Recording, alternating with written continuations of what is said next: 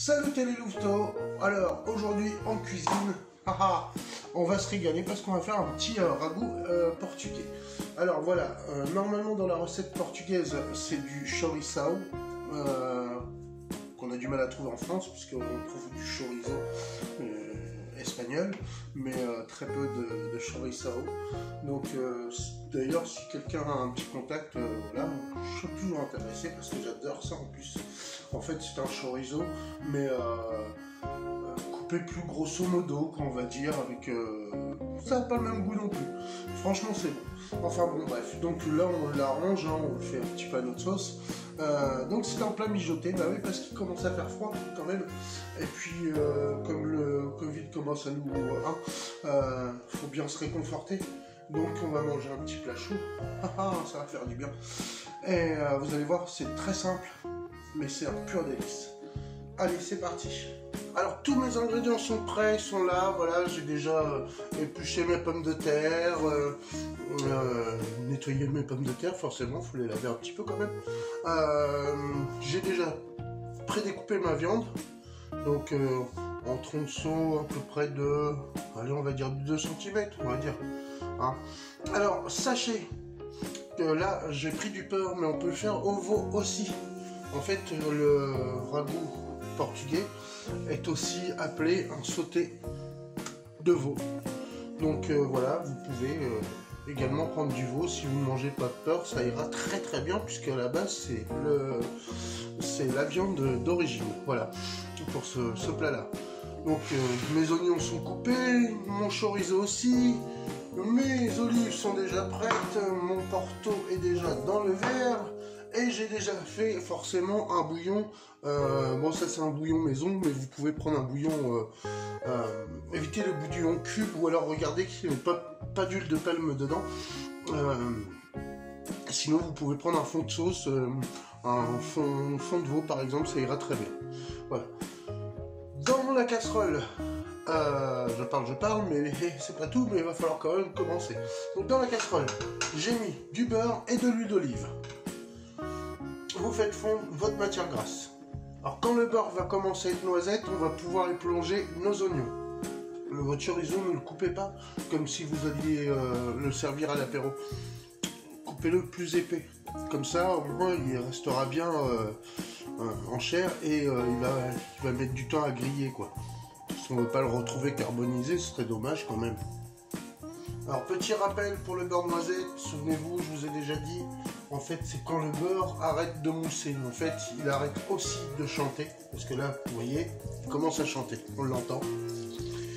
Donc il va commencer à mousser, et ensuite il va s'arrêter de chanter, et arrêter de mousser aussi, et c'est là qu'il commence à être noisette, donc c'est tout de suite, pour pas attendre qu'il soit noir non plus, parce que le beurre noir c'est pas forcément bon pour la santé. Donc voilà. Donc là, vous l'entendez chanter, c'est normal, tout va bien. Je sais pas, par contre, je n'aime pas trop sa chanson là. Moi, je suis plutôt reggae hein, quand même. Enfin, vous avez dû le remarquer. Ah, ça y est, mon beurre et noisette, là, ça se voit. Regardez, hop, je vais vous le faire voir. Je sais pas si vous le voyez bien, mais il a une jolie couleur. Et c'est maintenant, tout de suite, qu'on va mettre et les oignons et la viande. Voilà. Donc on va essayer de les marquer quand même, qu'ils aient une jolie couleur et qui nous apportent beaucoup de sucre de cuisson.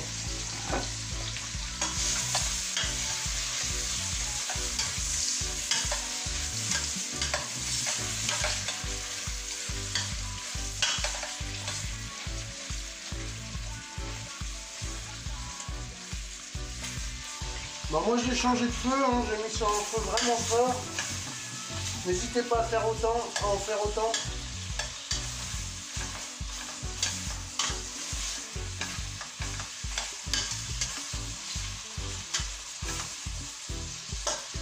On va saler maintenant.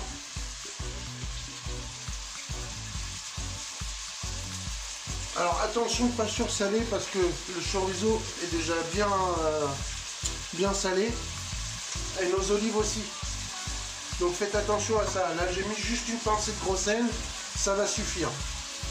Après on ajustera, ce sera plus facile d'ajuster quand on goûtera. Alors pour l'instant on obtient ça. Voilà.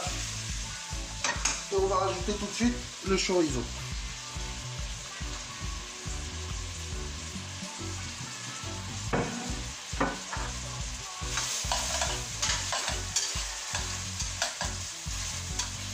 Pareil, si vous voulez mettre des épices, c'est tout de suite.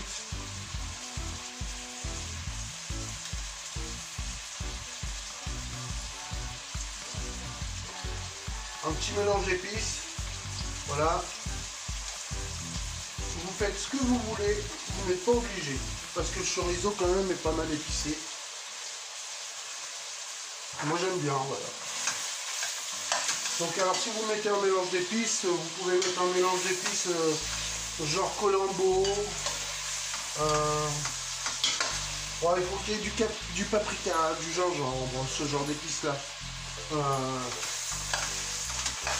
Voilà. Allez, on va le laisser prendre de la couleur, c'est très important. Donc pour l'instant, on attend gentiment.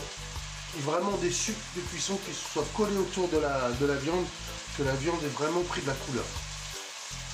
Sinon, ça sert à rien. Ben voilà, ça a pris une belle couleur là déjà. Hein, donc on va y glisser nos olives. Alors moi j'ai fait moitié olive noire, moitié olive verte. Vous faites comme vous voulez. Franchement, c'est vous qui voyez, selon vos goûts. Alors là on va relaisser chanter parce que les olives ont amené de l'humidité. Donc ça a calmé un petit peu le jeu du feu. Mais cela dit, on va le relaisser. Voilà, un peu plus fort. Pour qu'il rechante bien, pour pouvoir le déglacer correctement avec le porto. Alors tout de suite, vous pouvez faire, c'est mettre du thym.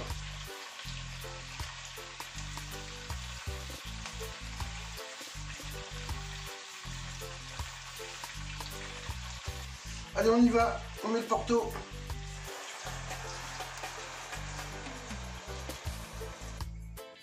Voilà, une fois qu'on a mis le porto, hein, on vient bien caresser tous les bords pour récupérer justement les sucres de cuisson.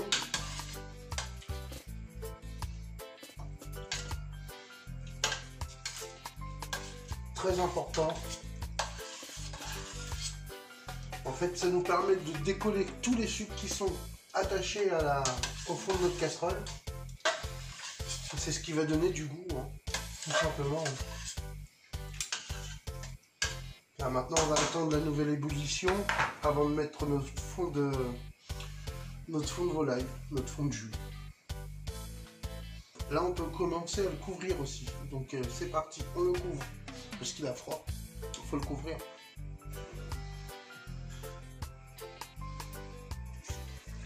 Allez hop. Du coup, on y va avec notre bouillon.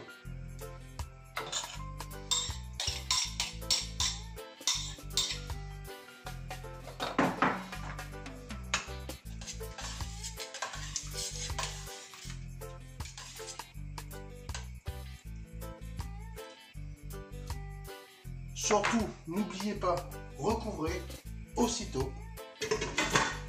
Voilà. Et on va vraiment attendre une bonne vingtaine de minutes avant de mettre nos pommes de terre dedans. Bon ben voilà, c'est prêt, ça a sonné. Maintenant vient le moment du service. Alors, moi ce que je vous conseille, c'est d'y aller avec des petites pommes de terre dans le milieu. Alors forcément, si vous prenez voilà, un petit peu de chorizo avec, hein. Hop, histoire de, voilà, c'est très bien. La viande, un petit peu sur les côtés, pour qu'on la voit quand même.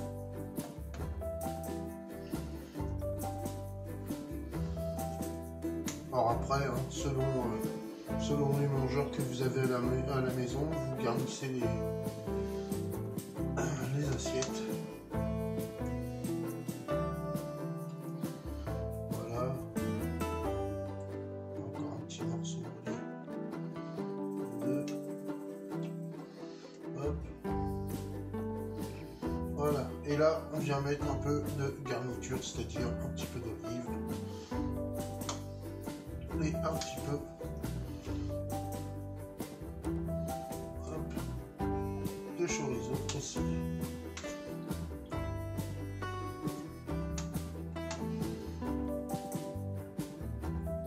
Voilà, on essaye de faire un petit truc un petit peu sympa, un petit peu harmonieux.